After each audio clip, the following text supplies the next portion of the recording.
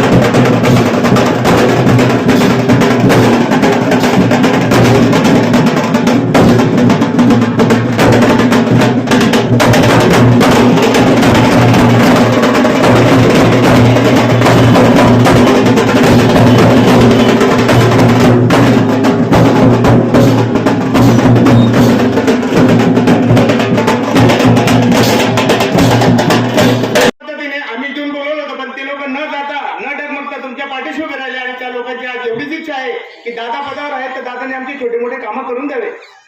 दादांनी आम्ही लोकांना दिलेले आश्वासने ते पूर्ण करावे। तसंच गावासाठी विजू शिंदे यांनी तुमच्याकडे 9 महिन्यापूर्वी एक निवेदन दिलेलं होतं, त्याच्यात त्यांनी गाव दर्जाची मागणी केलेली होती। मला वाटतं या सगळ्या लोकांच्या साक्षीने रामदादांनी त्यांनी शब्द द्यावा आणि गाव दर्जा हा गावाचा विकासाचा विषय, गाव दर्जासाठी विजयला एक शब्द द्यावा आणि भरभरून निधी देऊन गावाच्या विकास कामाला नक्कीच हातभार लावा असं मी दादांना सांगू इच्छितो। दादा तसेच आमच्या धनगर समाजाचं दुर्दैव म्हणता येईल की धुळे ग्रामीणला ज्या ज्या वेळेस आमदार मिळत असतात त्या त्यावेळेस आमच्या धनगर समाजाचा फक्त वापरच होतो, विकास होत नाही। तर विकास होण्यासाठी आमच्या धनगर समाजाला ज्या ज्या ठिकाणी मोठे मोठे गाव आहेत त्या त्या ठिकाणी जसं मालेगाव तालुक्यामध्ये भवन मंजूर केलेले आहेत त्या पद्धतीचे भवन मंजूर झाले पाहिजे। त्या अनुषंगाने आमच्या समाजाचा कुठेतरी विकास होईल, आमच्या समाजात भरकटत नसताना त्यांचं लग्न लावण्याचं एक साधन होतील। तसेच आमच्या समाजाला ज्या सरकारी स्कीम येतात त्या येतात आणि कागदावर जमा होऊन जातात, असे अनेक प्रकार आहेत ते मी तुम्हाला लेखीमध्ये देईन। तर त्या जे स्कीम येतात त्या अशा छोट्या मोठ्या कार्यकर्ते जे ग्रामीण भागातून धुळे ग्रामीण भागातून त्या कार्यकर्त्यांना बोलून त्यांच्या गावाची धुरा त्यांना दिली गेली पाहिजे, जेणेकरून तळागाळातला धनगर हा समृद्ध होईल आणि त्याला त्या योजनेचा फायदा होईल एवढं मी तुम्हाला सांगू इच्छितो. आता दादांनी मार्गदर्शन करायचं रामदादांनी. मला माहिती नव्हतं चेहरा बोलतोय काही जण हसतायत आणखी सगळं मला लगीन या मध्ये सुखदुःखामध्ये महोत्सव मध्ये भेटतात आणि आल्या आल्या माझ्या आजीच्या वयाच्या आजीने मला टोचलं, अरे भाऊ लवकर येत जायला म्हणे. काय झालं काका? 5 वाजेचा टायमिंग दिला होता, पण 5चा टाइम इंडियन टायमिंग नुसार 6ला सुरू व्हायला पाहिजे 1 तासातून. पण मी 5 वाजता नगवला असल्या कारणाने तिथं आदरणीय ज्येष्ठ नेते हिरामण आप्पा गवळी आले. त्यांच्या गवळी समाजाच्या आमच्या ताई आहेत, त्यांना पदाधिकारी बनवलं. त्यांचा सत्कार अचानक त्यांनी तो ठेवल्यामुळे आमच्या आजोबाच्या वयाचे कार्यकर्त्यांना आम्हाला नाही म्हणता येत नाही.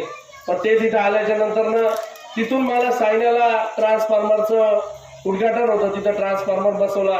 त्या निमित्तानं तिथून गेलो. तिथं जरी आपला कार्यक्रम 10-20 मिनिटाचा असतो, पण जाण्या येण्याला आपल्याला तो जास्त वेळ लागतो. त्याच्यामुळे मी इथं थोडा म्हणजे खूपच उशीर आले, त्यामुळे पोहोचलो. त्याबद्दल मी माझ्या सर्व माता भगिनींचा मनापासून माफी तिथं मागतो. आता पण मी वेळ दिलेला होता, पण मी पुढच्या वेळेस कार्यक्रमाला येत असताना जास्त वेळेवर यायची 100% प्रयत्न करेल. आज आपण बघतो आपल्या गावातल्या गुणवंत मुलांचा इथं सत्कार करण्यात आला. आपण सर्वजण पालक आहोत, काही आई वडील इथं उपस्थित असतील, काही आजी आजोबा उपस्थित असतील. ज्या पुण्यश्लोक राजमाता अहिल्यादेवी होळकरांनी या समाजाचा, या महाराष्ट्राचा उद्धार करण्यासाठी आपलं जीवन व्यतीत केलं. आपलं ऐश्वर्यामध्ये राजमाता होत्या, त्यांना काही कुठल्या प्रकारची गरज नव्हती, पण समाजाचा उद्धार व्हावा. समाज म्हणजे फक्त धनगर समाज नाही, समाज म्हणजे पूर्ण समाज. महाराष्ट्र, भारत देश हा आपला हिंदू धर्माचा उद्धार व्हायला पाहिजे. ज्या बाहेरच्या आक्रमणकर्त्यांनी आपल्या भारतातले जे मंदिर हे उद्ध्वस्त करून दिले होते, ते लुटले होते, तिथलं सोनं नाणं लुटलं होतं, ज्या महादेवाच्या पिंडी खंडित केलेल्या होत्या, त्या सर्व पिंडींना पुनर्जीवित करण्याचं काम, ते मंदिरांना पुनरुज्जीवन करण्याचं काम आदरणीय राजमातांनी केलं. आणि त्या पुण्यश्लोक राजमातांची जयंती आता 31 मेला 4 दिवसावर येऊन ठेवलेली आहे. आणि त्याचा सुद्धा कार्यक्रम फार मोठ्या प्रमाणामध्ये उत्साहाच्या आनंदाचे वातावरण आपल्या तालुक्यामध्ये साजरा होणार आहे. आज आपण बघतो पालक म्हणून आज ग्रामीण भागामधले उडाने, गोताने, नवलाने, दयाने, बयाने, आर्वी, सडगाव जेवढा आपला समाज आहे, या समाजामधले मुलं मुली मोठ्या प्रमाणामध्ये मला मंत्रालयामध्ये एक मुलगा भेटला, अक्कलपाड्याचे श्रीरामदादांचा जावई का काहीतरी, तर ते मला भेटले. तर ते सुद्धा मोठ्या प्रमाणामध्ये मंत्रालयीन कर्मचारी म्हणून काम करत होते, काही बदलीच्या निमित्ताने भेटले. पण मी जेव्हा विचारलं की समाजाचे असे किती मुलं मुली असतील की जे आज मंत्रालयामध्ये असतील, महसूल कर्मचारी मधून असतील, ग्रामसेवक मधून असतील, किंवा एखाद्या माध्यमिक शाळेमध्ये शिक्षक असतील, जिल्हा परिषदेच्या शाळेमध्ये शिक्षक असतील, तर मोठ्या प्रमाणामध्ये या 20-25 वर्षामध्ये तो टक्का फार मोठ्या प्रमाणामध्ये वाढलाय. आणि तो टक्का वाढल्याच्या नंतर आपण सर्वजण बघतो की टक्का वाढल्याच्या नंतर, शिक्षणाचा दर्जा वाढल्याच्या नंतर शिक्षणाची काय मोठी ताकद आहे हे आपल्या मुलाबाळांना, या पिढीला आजचं समजायला लागलेली आहे. आणि म्हणून मी इथं अनेक वेळेस सुभाष भाऊच्या घरी चहा प्यायला आले नसेल, पण आज सुभाष भाऊची मुलगी 90% किती टक्के मिळाले? 81% मिळवले. एका मुलीने 81% 90% पर्यंत ग्रामीण भागातले मुलं मुली जातील, ही सुद्धा स्वप्नात सुद्धा आपल्या बापदादाच्या काळामध्ये विचार केला नव्हता. पण आज आपल्या कर्तृत्वाच्या जीवावर, आपल्या कुठल्याही प्रकारची ट्युशन नाही, कुठल्याही प्रकारचा शिक्षक नाही, कोणी शिकवायला नाही, 4 गोष्टी सांगायला नाही. आई बिचारी शेतामध्ये काबाड कष्ट करते, वडील काबाड कष्ट करतात, आजी आजोबा काबाड कष्ट करतात, पण मुलं आपल्या घराची परिस्थितीची जाणीव ठेवून एक प्रामाणिक भावनेने आज शिकतायत. ही फार मोठी आज किंमत ही आज आपण तिथं करतोय. आणि सर्व मुलांना प्रोत्साहन आपण तिथं दिलं गेलं पाहिजे. परिस्थिती राहायची की 5वीच्या वरती मुलगा मुलगी गेला की चल आमना समज वावरला, आणि मग आपण तिथे शेतामध्ये घेऊन जायचो. तेव्हा पुस्तकापासून तो मुलगा ती मुलगी ते दूर जायचे. पण आता पालक जागरूक व्हायला लागलेले आहेत, आणि मोठ्या प्रमाणामध्ये जागरूक असताना मोठ्या प्रमाणामध्ये शिक्षणाची गरज ही आपल्याला तिथं कळलेली. मी तर इतक्या वर्षापासून या उडाने गोदाने चौघा या पंचक्रोशीमध्ये येतो. देतो, पण मला सर्वात जास्त टक्का हा गोताण्याचा तिथे मोठ्या प्रमाणामध्ये शिक्षणाच्या दर्जामध्ये सर्वात जास्त मुलं मुली कुठं नोकरीला लागले तर उडाणे आणि गोताणे या पंचक्रोशीमध्ये या दोघी तिघी गावांमध्ये लागले. आणि सर्वात जास्त शिकण्याचा दर्जा हा जर कुठं चांगला झाला असेल तर या गावांमध्ये लागले. आणि जेव्हा बबलूशेठ आपण बघतो की सर्वात जास्त नोकरीचा टक्का तर कोणत्या गावांमध्ये आहे तर या दोघी तिघी गावांमध्ये नोकरीला लागण्याचा टक्का सुद्धा मोठ्या प्रमाणामध्ये लागलाय.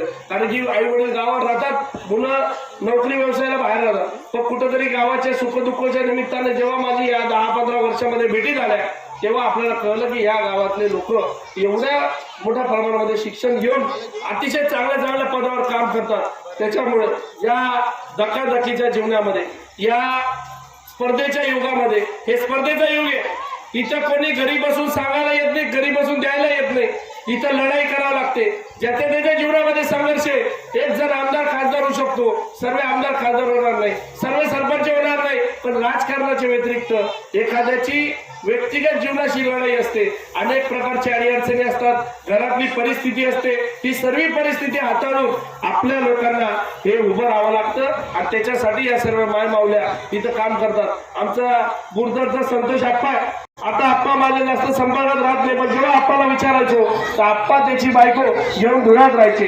4 बाबांचे कुटुंब, सर्व मुलं मुली ते घरामध्ये धुळ्यामध्ये शिकवायचे. आणि फक्त शिक्षणासाठी ते धुळ्यामध्ये राहिले.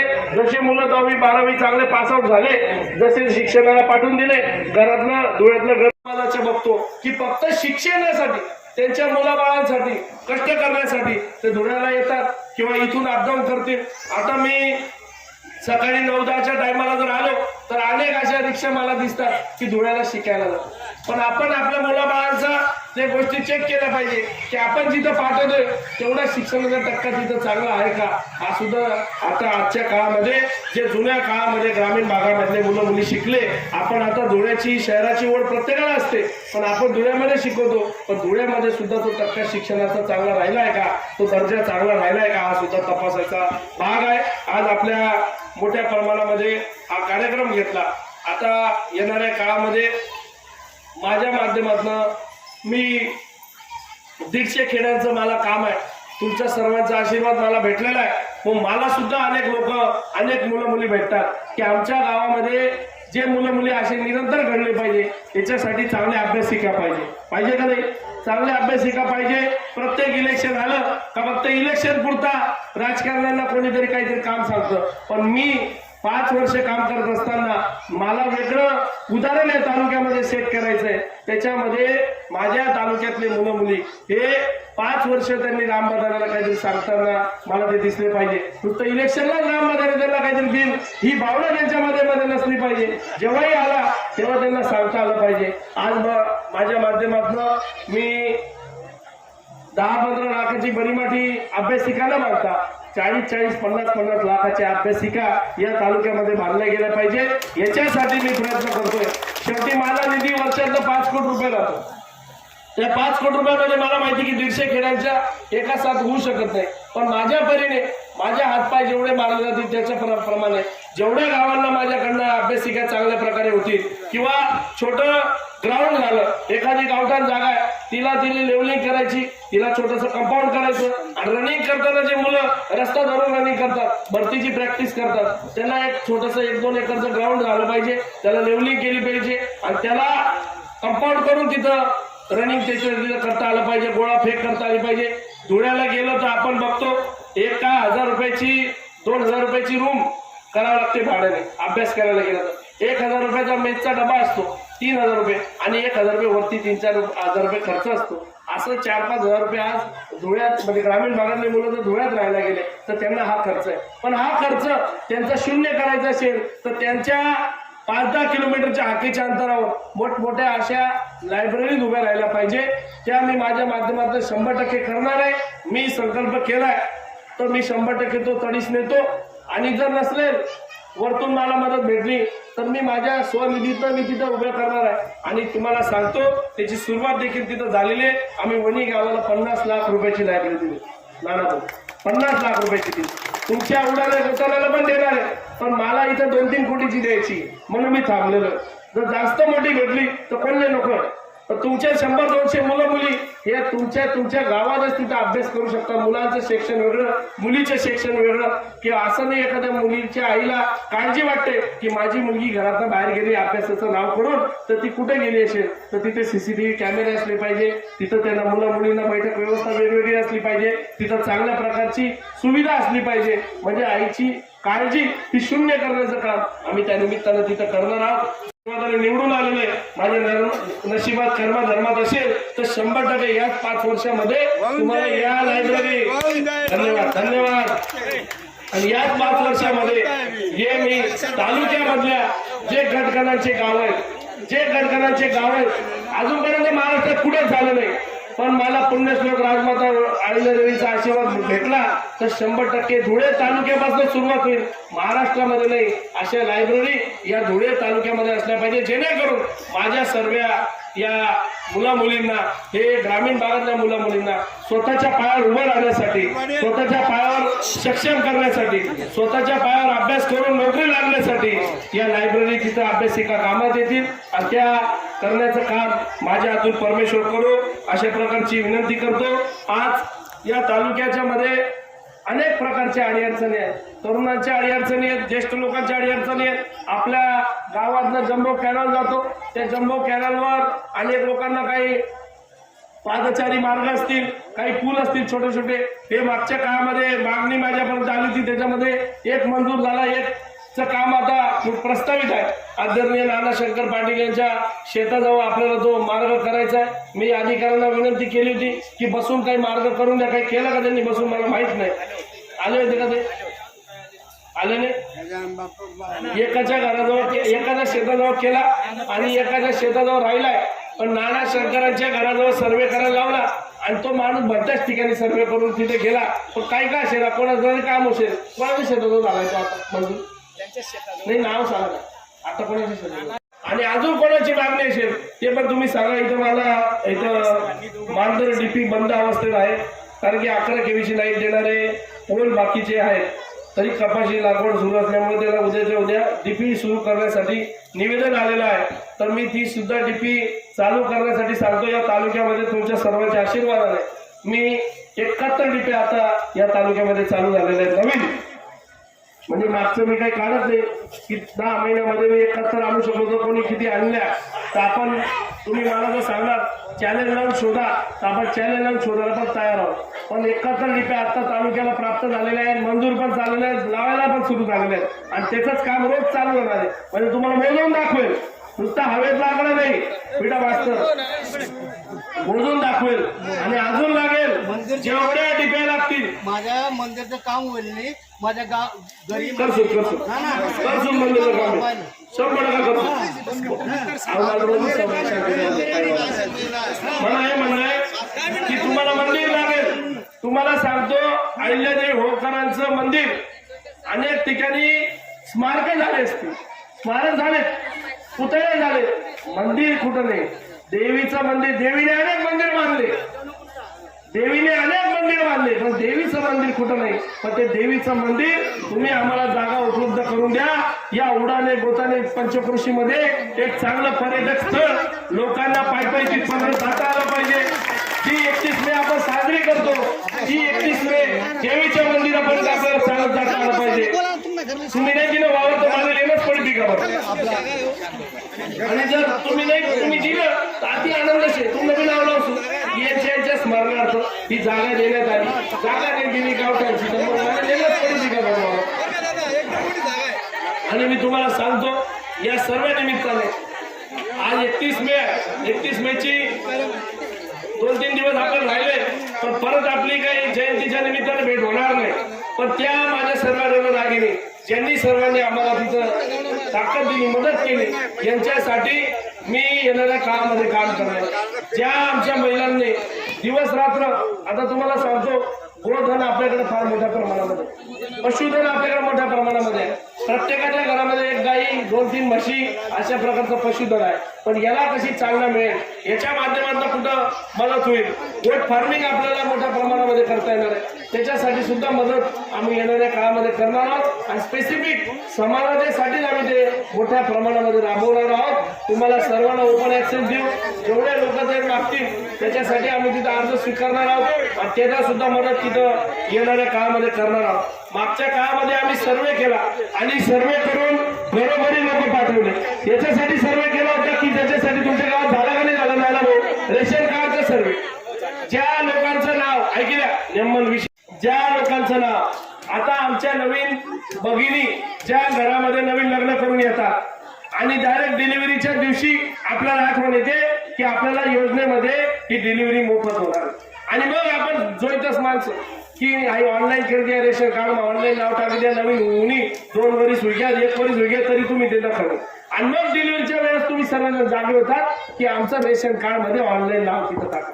आम्ही पहिले सर्वे केला, या तालुक्यामध्ये नवीन सुना नवीन मुली या लग्न करून आल्यानंतर ना त्यांचं नाव रेशन कार्ड मध्ये ऑनलाईन समावेश झालं नाही आणि मग ऑनलाईन मध्ये नाव आलं नाही तर दवाखान्यामध्ये ऍडमिट व्हायला लागलो का ते तुम्ही रेशन कार्ड मागतच ना की आमने रेशन कार्ड द्या, ऑनलाईन वर रेशन कार्ड द्या.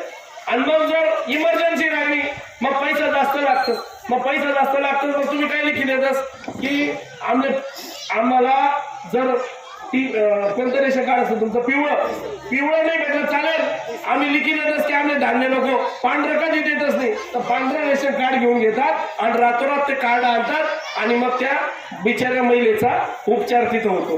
पण आपलं काम काय, जर आपण दारिद्र्य रेषेच्या खाली आहोत, आपण जर पिवळ्या रेशन कार्ड मध्ये बसणारे आहोत तर एक महिलेला हे त्याच्यामध्ये समावेश झाला पाहिजे. हट्टाने आम्ही तिथे काम करतोय आणि त्याच्यासाठीचं काम आम्ही येणाऱ्या कामामध्ये करतोय. आणि आम्हाला हे बी माहिती आहे की जे आजी आजोबा वारले असतील, एखादा घरना माणूस काही जावं नाही की मला या दल्लावारी जायला नाव उडाई टाका जास्त कोण जात नाही, पण त्याच्यामुळे आपल्याला प्रॉब्लेम होतो. आपल्या घरातलं कोण वारलं असेल तर ते पण आपण सांगितलं पाहिजे त्या रेशन दुकानदाराला जाऊन आणि नवीन नावं नवीन मुलं मुली जे सुना आल्या असतील त्यांचं नाव ऍड केले पाहिजे. मग जेणेकरून जेव्हा तुम्ही दवाखान्यामध्ये जातात तुमचा उपचार हा 0 रुपयामध्ये झाला पाहिजे. याच्यासाठीचं काम आम्ही करतोय. जर तुम्ही नाही उडवणार तर ते सुमोटो आम्ही शासनाला आदेश केलेले आहे की ते नावं कसे ऍडजस्ट करायचे. तुमचं नाव उडाणे गावाचा सर्वे किती झालेला मला माहित नाही, माझे लोक आले ते का घरोघरी फिरायला कस काय बाकी नाही, तुझं झालंय का रे, बल्लाला झालंय का, बल्लाला झालं मग तुमचं कसं काय किती दिवस लागतील, 16 दिवस. तुम्ही 16 दिवसामध्ये हा सर्वे करा, 15 दिवसामध्ये सर्वे करा. अक्षय आलाय का सर्व पुढे खरं उडायचं काम करायला तुम्ही सर्वे. तुम्ही हा सर्वे 15-20 दिवसामध्ये माझ्याकडे द्या आणि किती नवीन सुनाय की ज्यांचे नाव रेशन कार्ड मध्ये नाही ते सर्वांना ऑनलाईन रेशन कार्ड टाकायचं काम आपण करू. तुम्ही फक्त काढून द्या आणि जे वारले असतील त्यांचे पण काढा. शेवटी काय आहे, वाईटाचा वाटा कोणाला तरी घ्यावा लागतो. कोणी सांगायला यावं नाही की अवधान जायला रेशन बंद कर द्या असं, पण नवीन सुनबी येईल असला घरमात तर तुम्ही ते बी करेल. एक कट होईल एक वाढीच आहे ना तुम्हाला घरमात. पण तुम्ही ही जर पुढाकार घेतला नाही मग याच्यामध्ये जो खरा गरजू आहे तो मागे राहून जातो आणि दुसरा हे करतो आणि मग काहीतरी समाज असतो 5-25 लोकांचा ते ओरडतात रेशन दुकानदारच्या नावाने, अहो आम्ही रेशन देत नाही, अहो आम्ही रेशन देत. हे सुद्धा काम आपल्याला येणाऱ्या कामामध्ये करावं लागणार आहे. तुम्ही सर्वांना मी विनंती करतो की घरपोच माणूस खोड्यात जावं काम नाही आणि जो तुम्हाला टाइम आहे त्या टाइमशी दे, मला टाइमशी नाही तुम्हाला टाइमशी माणूस.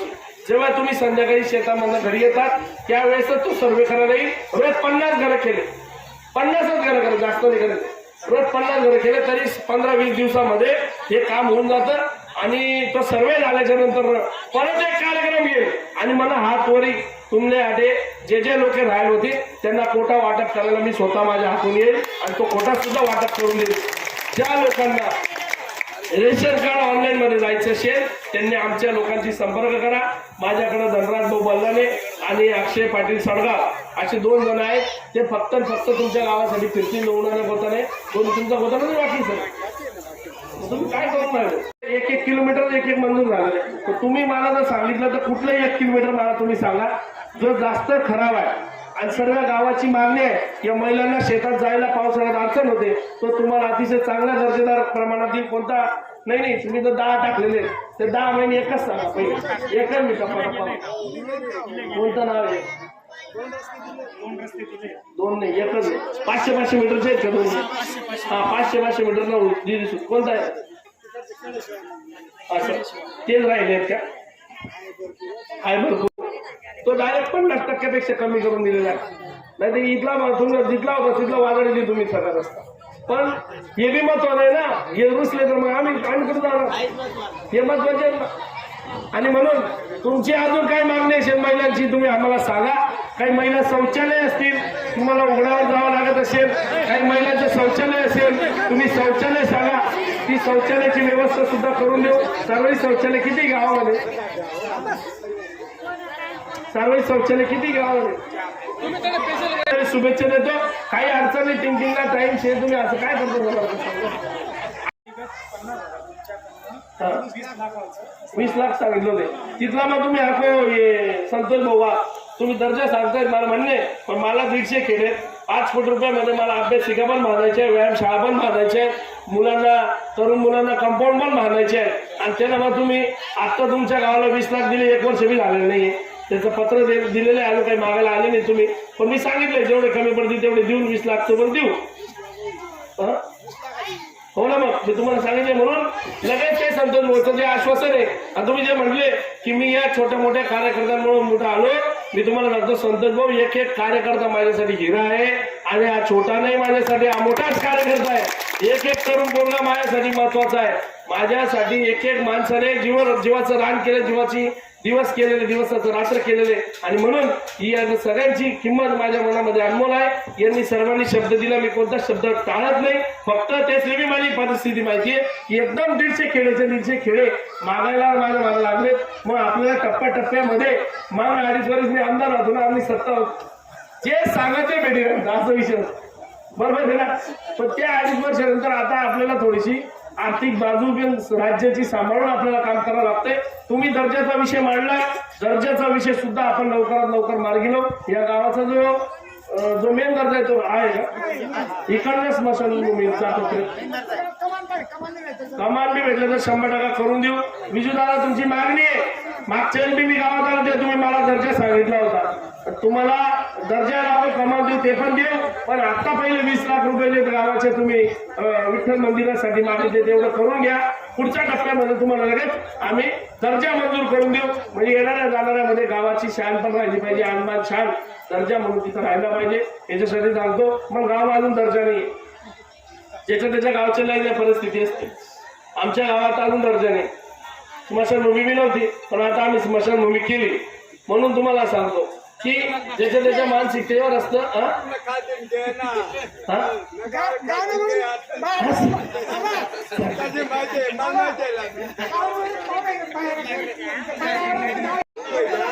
पुढे नाही जात असते.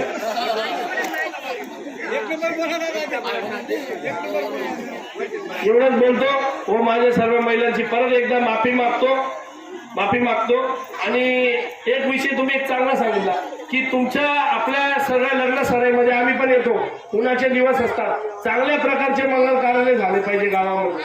तर चांगल्या दर्जाचा मंगल कार्यालय सुद्धा लग्न याव करण्यासाठी हे झालं पाहिजे. जेणेकरून आपल्याला दुलारी गार्डनचा 1-2 लाख रुपयाचा खर्च असतो, तो दुलारी गार्डनचा खर्च पण कमी झाला पाहिजे. कारण की सध्या फॅशन आहे तुम्ही समाजला. दुलारी गार्डनला लगीन करावं, तडे लगीन खाली द्यावाना, बस्ता खाली द्यावाना, बरोबर ना. जसं बसता तसं लगीन मी तडे खाली द्यावाना. मग ते तुम्हाला आठवत तो चांगला दुलारी गार्डन करते ना, म्हणजे ते खर्च मुलगीवाला का मुलगावाला कोणतं का व्हायला तो कमी व्हायला पाहिजे. ही सुद्धा आमची मानसिकता आहे. पण चांगलं तुम्हाला मंगल कार्यालय बांधून देणार. माझ्या गावामध्ये माझ्या आजोबांनी मंगल कार्यालय बांधलंय. फक्त 500 रुपये पहिले द्यायचो आम्ही, आता 1000, 2000, 3000 रुपये घेतो. फक्त साफसफाई करायपुरतं तेवढे पैसे घेतो. आणि एक मुलगा तिथे कामावर ठेवलेला आहे. पण दर्जेदार काम आहे. गावातल्या गावात काम होतं. मंडपचा खर्च 0, फक्त जेवणाचा खर्च आपल्याला करावा लागतो. मग हा सुद्धा काम हे समाजाचं येणाऱ्या कामामध्ये करू.